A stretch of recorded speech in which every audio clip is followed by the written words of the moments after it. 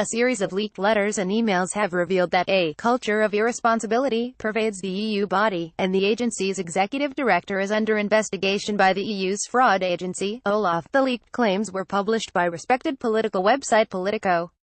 The executive director of the agency, José Carrera, rejects the claims and said, "I deny all of the allegations made in the emails and emphasize that Olaf's investigation is ongoing for over 8 months. No accusations against any particular staff have been made or preliminary measures have been requested or actioned to date. The presumption of innocence of any staff member until proven otherwise is a fundamental tenet of the EU and is fully applied at the European Asylum Support Office." Mr. Carrera has been accused of workplace harassment and data protection breaches. The EU's asylum agency manages the response to migrant crisis on the continent. Greece and Italy have relied most heavily on the body in recent years.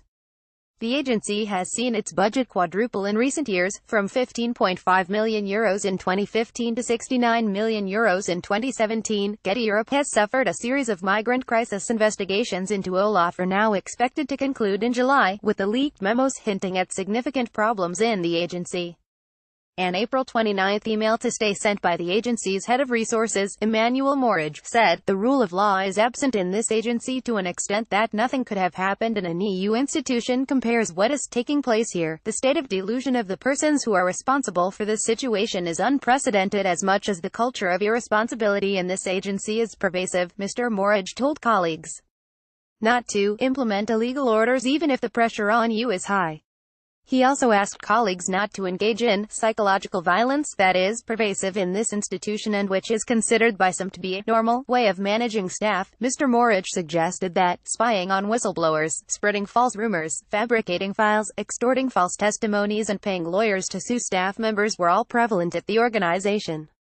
The allegations actually follow in post-date measures that had been taken to reduce the problem at the agency.